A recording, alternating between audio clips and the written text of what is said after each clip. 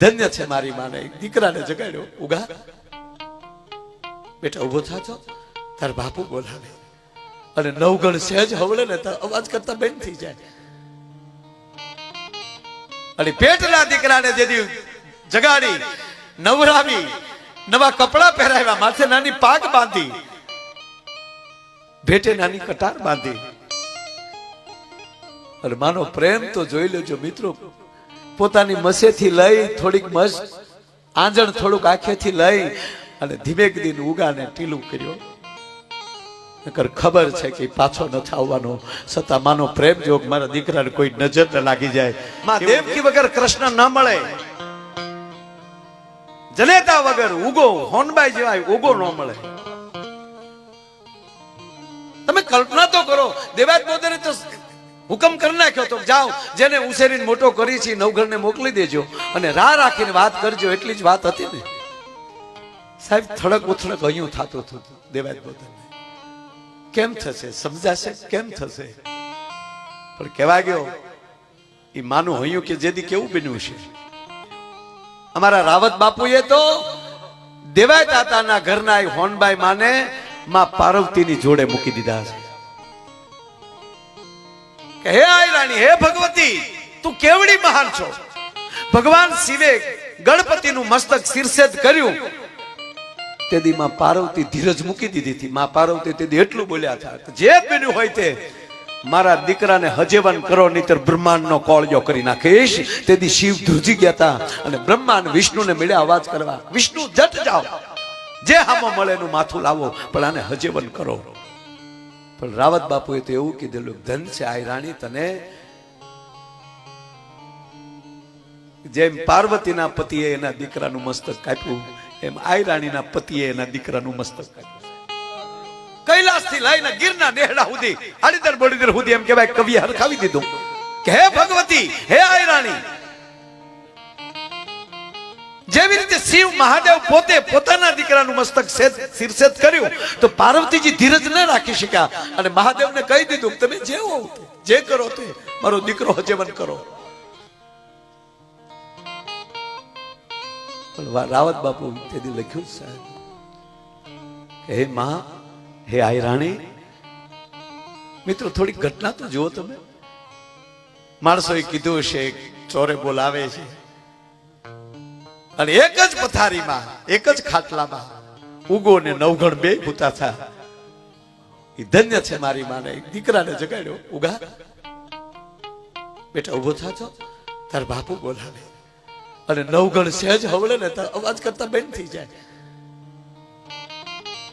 અને પેટના દીકરાને જેથી જગાડી, નવરાવી, નવા કપડા પહેરાવ્યા, માથે નાની પાગ બાંધી, ભેટે નાની કટાર બાંધી.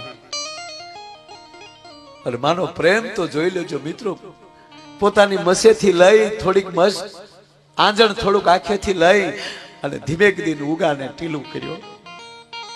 નકર ખબર છે કે પાછો નથી આવવાનો. છતાં માનો પ્રેમ જોગ મારા દીકરાને કોઈ નજર ન લાગી જાય એવો રૂડો રૂપાળો કરી અને માણસોને કીધું કે લ્યો લેતા જા. સાહેબ નવઘણ બોલ્યો છે, જાગીને આવ્યો, માં મારે જવું, ભાઈને કેમ જવા ગયો? ના બેટા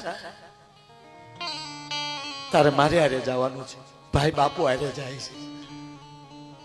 અને હવે ઉગો કહે છે કે માં ભાઈને નથી આવતું કે ના.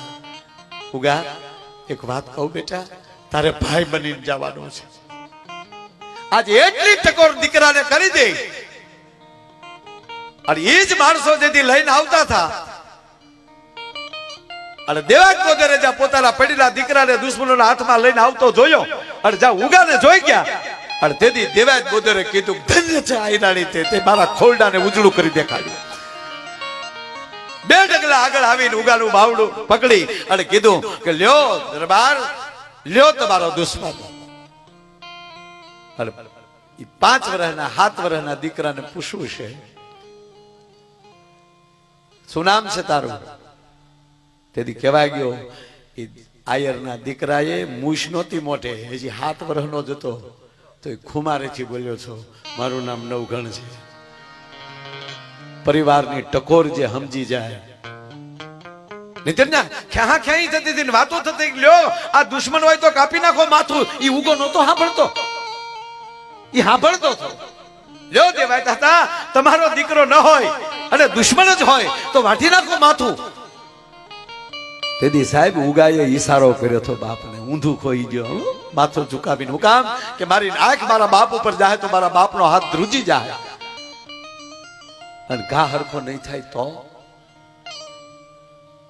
અને તેથી ઉગો હેઠું માથું કરીને એટલું કીધું કે આયર મુજાસો છું, હું આયરાણીનું ધાવણ ધાવીને મોટો થયો છું. કરો ઘા અને તમારો આશરા ધર્મ પાળી લ્યો. સાહેબ મારો કહેવાનો અર્થ ઈ છે, દીકરી 7 વર્ષનો છોકરો ઓહલાવીને ઉભો રહ્યો, ઈ મારા બાપા ખોટું કહે છે, ભાઈ તો એક ગજે હું તો આખું હેઠું પડી જાય.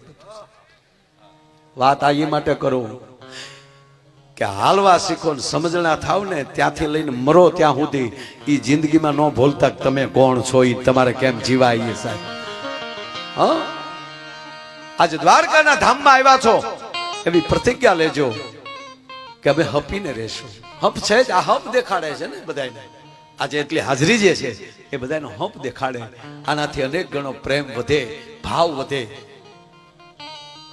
અને તમે ભેગા થાઓ ને એટલે ભગવાન આવશે ભાઈ.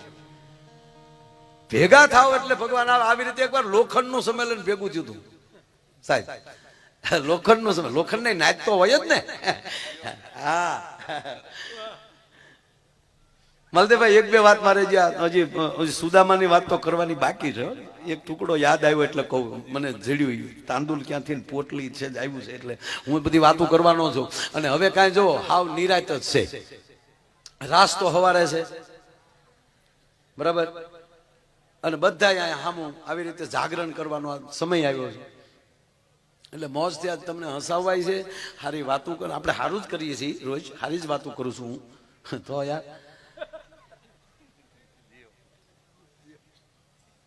પણ લોખંડની વાત કરતો, લોખંડની નાચ તો હોય જ ને. એનો સમાજ, એનો પ્રમુખ ભગાભાઈ, નાચનો પ્રમુખ છે ગણ. પ્રમુખ ગણ જેવો જ હોવો જોઈએ. પધારો પધારો સાહેબ, બેટા. એટલે નાચે એનું સંમેલન કર્યું. હવે એની અંદર તે બધા સમાજમાં ઇંગલુન, હાણેશ્યોન, શીણીઓન, કાતરૂન, અલગ અલગ બધા સમાજમાં નાચે કરે. પણ પછી કોઈ ભમર ને એવી રીતે એમ અટકો હોય ને બધી. એમાં કાતર ને હાણશીન, શીણાન, આખી નાઈટ ટૂંકમાં આવી. એટલે પ્રસ્તાવના મૂકી કે નાઈટ નાઈટ ભેગું થવાનું કારણ શું છે, ઓચિતા ભેગા કરવાનું કારણ શું છે. એટલે ઘણે કીધું કે આપણી નાઈટમાં અંદરો અંદર બહુ કાપકૂપ ચાલે છે. જો આ યજ્ઞનો મોટો કુંડ કર્યો છે, ઈ યજ્ઞ કુંડમાં આપણે પડવાનું છે અગ્નિમાં. અને બધાએ પોતાના આકાર ભૂલી અને એક બનવાનું છે.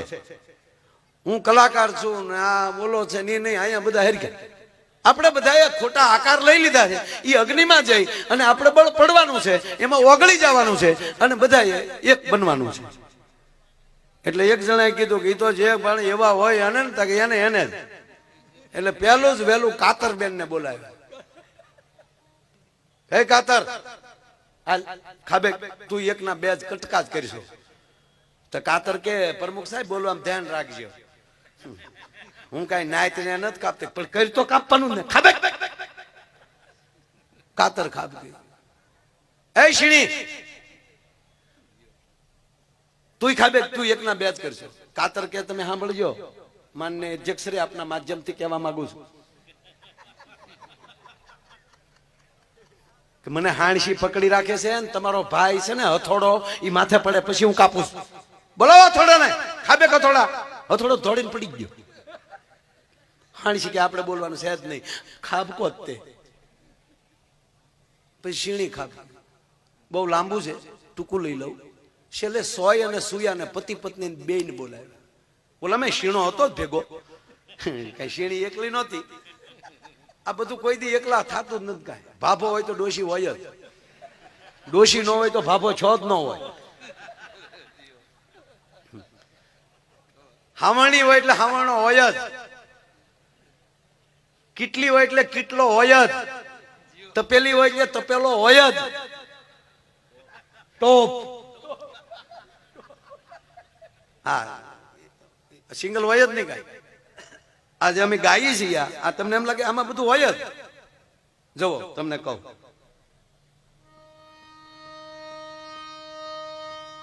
આ આપણે આપણે ધોરા જેવા હોય. તું કહેતા બેટા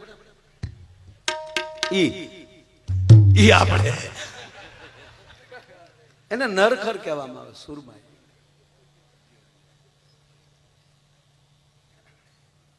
હાવણ ને હાવણીમાં કેટલો ભેદ હે બેનું. તમે હાવણીને કેવી હાસવો હે,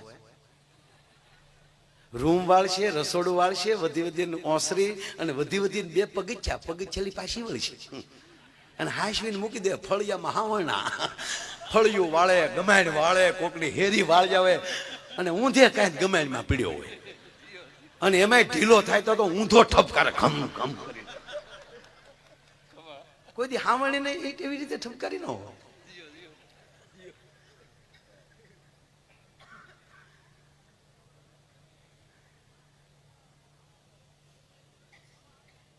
ટૂંકમાં તમામ હતા